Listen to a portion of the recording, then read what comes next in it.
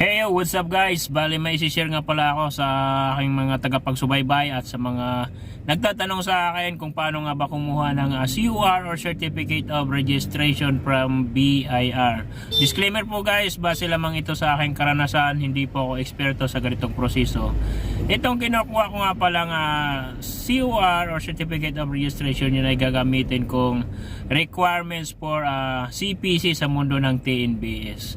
Bale, kung ikaw ay baguhan, welcome, or kung ikaw ay datihan, welcome back sa aking munting YouTube channel. Paki-support at kung magustuhan nyo, paki-like, share, and subscribe na rin.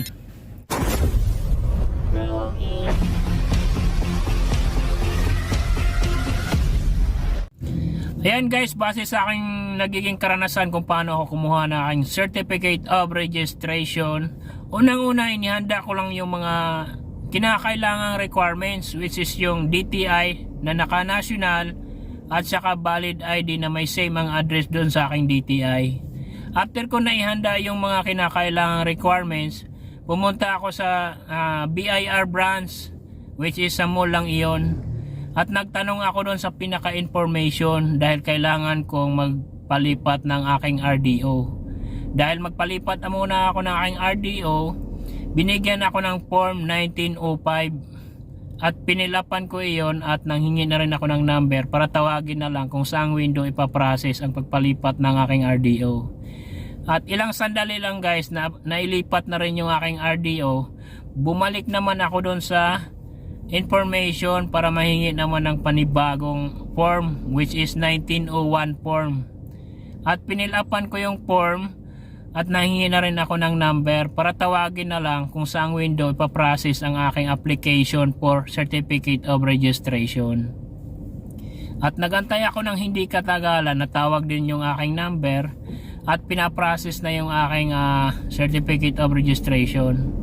At may iniabot sa aking papel para magbayad daw ako sa counter. Kaya pumunta ako sa counter at sinabi sa akin na ito ang mga dapat mong babayaran, which is 500 for Certificate of Registration at saka 30 pesos naman for documentary stamp at saka 50 pesos for printed receipt. Bali tatlo yung aking binabayaran guys. At may bilin sa akin, after ko raw sa counter, kailangan ko raw ipapotocopy yung pinaka-resibo na nanggagaling doon sa counter. Ayun, nagpunta ako sa photocopy shop at nagpa-photocopy ako ng resibo. At may bilin pang, may isa pang bilin na kailangan ko raw bumalik doon sa window kung saan ako nagpapaprocess ng aking Certificate of Registration. Dala-dala yung photocopy ng aking resibo at saka yung documentary stamp. At yun ang hiningi sa akin at idinikit nila yung documentary stamp. Dinikit nila doon sa aking pinaka Certificate of Registration at yung photocopy ng resibo hiningi rin sa akin. At hindi nagtagal, natapos din yung aking nagiging proseso doon sa aking Certificate of Registration at naging success naman guys, hindi ganun ka-hassle para sa akin. At na-curious ako kung bakit mayroon akong hawak-hawak na printed receipt, kung para saan iyon. Nagtanong ako doon sa kung saang window ako nagpapaprocess, kung sabi ko, ma'am, para saan po ba itong printed receipt? Ang sagot sa akin, para yan sa mga pasahirong manghihingi ng resibo. Ibig sabihin hindi sila ganoon ka-coordinated about sa kasi ang TNBS naman nagbibigay ng e-receipt or yung ini-email na resibo. Hindi na kailangan yung written kumbaga.